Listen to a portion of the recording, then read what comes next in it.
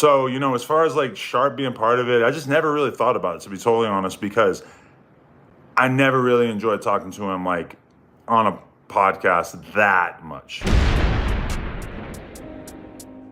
YouTube family, man, it's official. Adam22 done sat up there and fired that boy Sharp. It's over.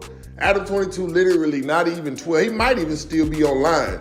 He literally just took to his YouTube via live and let it be known that Sharp was boring from the start. He never had no charisma. He was never charismatic and magnetic. He really didn't like talking to him. And just like House Phone, Hakeem, Cam Girl, T-Rail, AD, Duno, Smack, Yuri, and the rest of the old No Jumper cast, he is ready to ball up. Actually, he is balling up and kicking that boy Sharp to the curb. It is over. Now, before we jump off into this exclusive clip of Adam22 officially firing Sharp from No Jumper, let's just let it be known that Sharp, in my opinion, was one of the last loyal employees at No Jumper. But Sharp also had the opportunity to leave with T-Rail, AD, Pun, Smack, Duno. He had the opportunity, but he didn't. I mean, he was holding down for No Jumper like it was a gang, man. And lo and behold, Adam22 done kicked his high yellow ass up off the plantation. YouTube family, with no further ado, let's get into Adam22 firing that boy Sharp. Yeah, there it is. One watching. How is it one watching? We just went live. One watching? No, there's like a zillion people in the comments. Okay, it's not one. All right, 243. That's good enough. Okay. Normally I would wait till the Tuesday show to talk about this, but I just figured I would jump in here and just, advance the narrative along. Number one, Adam, why do you have a red lobster tattoo on your forehead? I was just at this like event and they were giving out free like airbrush tattoos and it seemed fun in the moment. Whatever. Anyway, I haven't seen this whole Sharp live that is being spoke about, but I am aware of the clips that have been posted on the Reddit, and there are two very specific claims that I would love to talk about. So we're going to talk about them right now. Number one, Sharp said that I gave up on him and that I only want yes men around me, etc. Let me speak about that. Let me just go through Sharp's trajectory on No Jumper. He did a Software Underbelly interview, and it was popular at the time. It had probably done at least 1 million views. Somebody told me, hey, you should interview this guy. I reach out, we do an interview. I think to this day it has 2 million views, right? So there's that. That did well. This was right around the time I think that it became clear to us oh, AD is popular on the channel. AD is doing well. So I'm kind of thinking I need to find more hosts. It would be great to find another host. I think maybe even T-Rail was on the channel by this point. So I, figured, all right, cool. We're gonna bring Sharp in the channel. I'm gonna try him out. I told him, we got to get you talking to girls. That's what's gonna work. Because you talking to me and Mark from Software Underbelly, that's cool, but that's not, that's not the craziest shit on earth. But you talking to girls. Since obviously with the whole pimp thing, I knew right away that was it. So bring him on the channel, start lining up different adult stars and some other girls or whatever, and pretty quickly through the roof. Now, granted, this is pandemic times where everybody was kind of through the roof. So regardless, when are you not producing? What's the point? Keeping you. That's a strange comment. I feel like I'm on TikTok. Anyway, all right. So I'm going to try to actually get through this quickly. So we start getting them on with a bunch of girls, right? And they're doing really well. And that was good. That was cool. We're making money. And pretty quickly, I think it might have been Sharp's first interview with a girl. Boom. It's fucking getting I think it might have made $15,000 in the first week or something like that. So it became clear pretty quickly, okay, we're not going to be giving Sharp a couple $100 an interview. We're gonna have to split the money up to some point. Now, what was our split? None of your business. Don't worry about it, guys. But that was what we were doing, and it worked. Now, at no point during Sharp's time on the channel has it ever been the idea that Sharp would be on the No Jumper show, on the Tuesday show. That was never discussed. And then even beyond that, like, it was never discussed that he would start his own weekly podcast, right? We never got into that. That never like really came up. So Sharp's doing his thing, the years go by, and as time goes by, you know, I think he starts to become more and more self-conscious because he's reading the chat, he's reading the comments, and the comments are kind of saying, hey, this guy only can do one thing. This guy can only scream at fucking at girls, and that's not necessarily you know, entertaining in the long run, right? That makes sense. So I think Sharp starts trying to like broaden his skills. And I shouldn't even act like he wasn't doing that from the beginning, because obviously he was talking to other pimps. He's talking to, you know, rappers. He's talking to, you know, a decent variety of people. But obviously the shit that's going viral is the girls. So that was like the first couple years. Then AD, T-Rail, Duno, etc. They all leave at the same time, right? So that happened. And Sharp stuck around.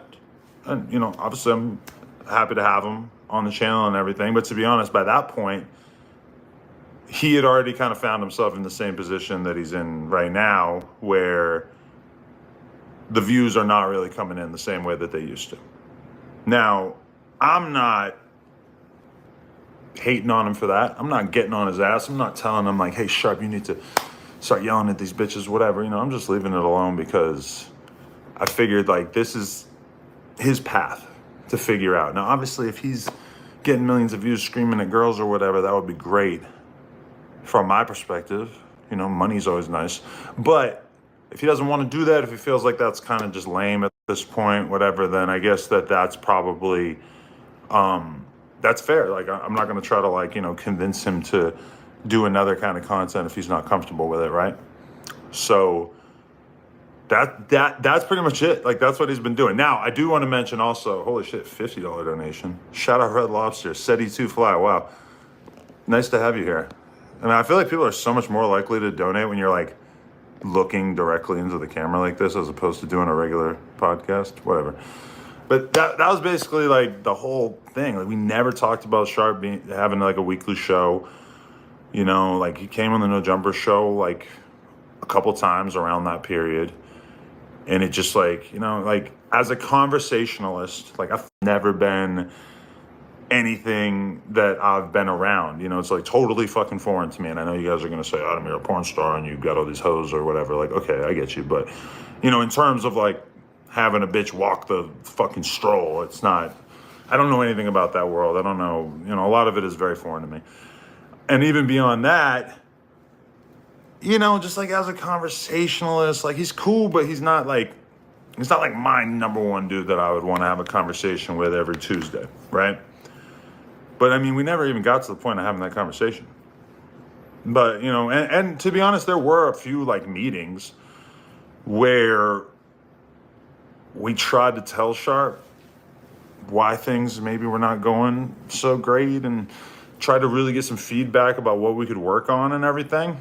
But it's kind of like talking to a wall. And you guys who watch them you could probably put it together. You could probably like guess what that was like, right? It was just kind of, there's a lot of blaming other people. It's a lot of sort of like, it's just a lot of shit, you know? It's not really like, it just didn't seem like he was willing to really like take accountability or like change. He basically just like was of the opinion that it couldn't possibly be that he needed to change himself or what he was doing. And it just, I kind of got frustrated from like doing those meetings and shit, because it just didn't really seem like he was willing to really be like real about shit. So I just kind of went hands off. And that's how it's been for like the past like 6 months, 8 months, whatever it's been. It's been a while since I even like had a conversation. Shout out Gunner. $10? What the fuck? You work at the store. You're not allowed to give me $10. I'm going to give you $10 when I see you. I'm actually going to give you $7 because YouTube takes their cut. But I just been letting him do his thing. And today was when I found out that he like apparently feels like I, you know, solely want to surround myself with yes men and everything like that. Okay, this is my rebuttal to that. I do a podcast with Whack every week. Whack is one of the most frustrating fucking people on earth to have a conversation with. And all the time on the podcast, I bring shit up that I think Wack's just going to agree with and that we're going to be able to have a conversation about. And then I quickly realize, like, oh my God, Wack is going to argue with me about this. Even though 3 seconds ago, I had no idea that anybody could actually want to argue about this with me. Wack is the most argumentative person I've probably ever been on the podcast with.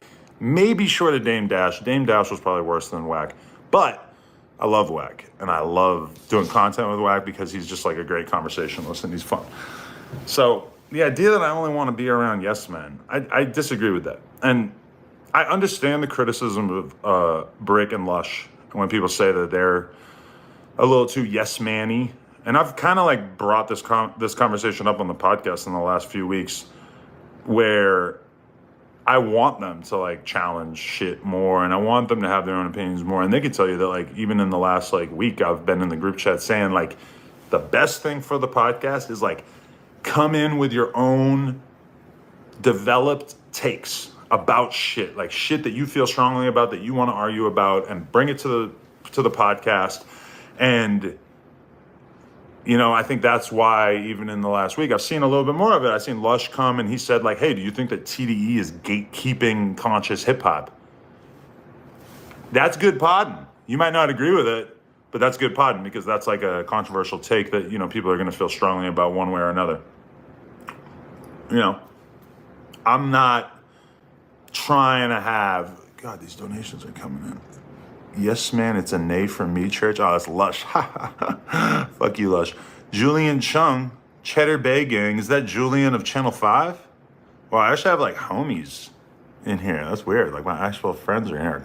Look at the last 3 donations. Gunner, Julian, and Lush. That's insane. Anyway, all I'm saying is like, if I had to identify a problem with the No Jumper show right now, I would honestly say that one of the main problems is that there's just not enough like aggression. You know, it's like me, Lush, and Brick are actually all good friends and like to talk to each other, which sounds like it would be a good recipe for a podcast. And I do feel like it is. Like if you watch the most recent episode of the No Jumper show, I feel like we just had a great ass conversation.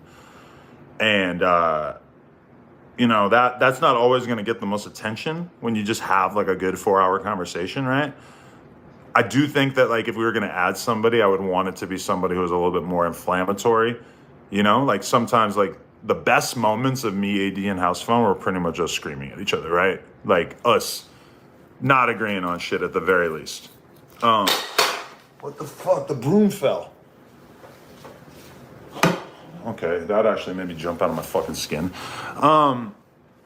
So, you know, as far as like Sharp being part of it, I just never really thought about it, to be totally honest, because I never really enjoyed talking to him like on a podcast that much. Okay, it's just not like, you know, he's cool to talk to, but at the same time, it's just the conversation gets sent in like weird directions. It doesn't necessarily stay on topic. It's just, I don't know. I mean, you can tell me if you think the Sharp should have been added to the Tuesday show. Nowhere ever along the way did I ever see anybody telling me the Sharp needed to be added to the Tuesday show, right? Like that was never like some big narrative, right? I never remember the fans saying that. And for me, I never really even thought about it that much, to be honest. It like briefly crossed my mind, only because somebody else who works in No Jumper mentioned that Sharp said something about how he thought that he was going to basically like just shake, fork, and go. earn his way onto the Tuesday show. Now, YouTube family, I was able to hear it for yourself. Adam22 kind of slick, let it be known how he really feels. It is in his opinion, this Sharp wasn't that entertaining. And I'm going to be real. I'm going to have to agree. Sitting there listening to you yell at females all the time, bro. Hey, it stopped being groovy a long time ago. But I did like when you sat down with True P's in representation of the game. But golly, ain't this crazy, YouTube family, bro? I know that the figment of the world is finna eat this up. It's over. Sharp has officially been kicked off the No Jumper platform, man. Buddy, he finna join the ranks of almighty suspect. Hopefully he don't start gaming soon, man. Sharp, I was just in Vegas and I seen some hoes walking up and down the strip, man. I look like you still got it. Get out there and get the pimpin' P, because man, I can't believe it. The last loyal No Jumper employee just got fired. Sharp was literally representing no jumper like it was five deuce hoover. Hey, what you say, church? Hey, no jumper, church. Yeah, no jumpers. Y'all don't remember when he sat up there and seen T-Rail them at the BET Awards? Hey, church, it's no jumpers over here though, church. Yeah, Jack. Yeah, no jumpers, man. It's no jumpers, man. And then they kicked his ass up off the island, man. This is brazy. Ain't it crazy? But anyway, YouTube family, man, that's all I got for y'all right now. I know y'all see me doing these late uploads like I told y'all, bro.